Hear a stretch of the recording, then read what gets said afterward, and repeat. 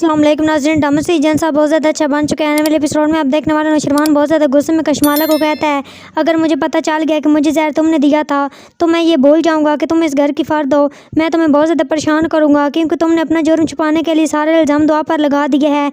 मैं इस बात को बर्दाश्त नहीं करूँगा।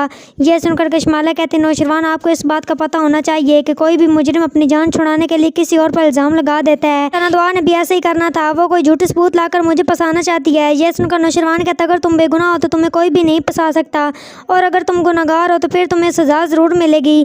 यह सुनकर कशमाला चली जाती है और जाफर नौशरवान को कहता है, साईं जी आपने इस बात का नोट किया है कि कशमाला बीबी के हाथ में सोने की चूड़ियाँ नहीं हैं। यह सुनकर नौशरवान कहता है, मैंने नहीं देखा। जाफर नौशरवान को कहता है, कशमाला बीबी ने चूड़ियाँ सरफराज को दे दी क्योंकि सरफराज ने कशमाला को पैसे के लिए बहुत तंग कर लिया था और कशमाला ने पैसों की जगह अपनी चूड़ियाँ उतार कर सरफराज को दे दी और सरफराज ने कहा बाकी की रकम मैं बाद में ले लूँगा।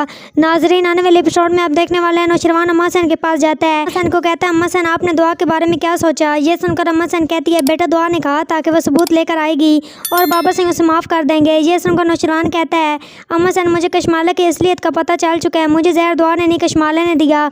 ये सुनकर अम्मा सैन कहती, बेटा तुम्हें क्या असलियत पता चली है, मुझे भी बताओ। यह सुनकर नौशरवान कहता है, आप कशमाला से पूछ के उसके हाथ में सोने की चूड़ियाँ थी वो कहाँ है? यह सुनकर अम्मा सैन कहती, बेटा उसने उतार कर घर में रख दी होंगी।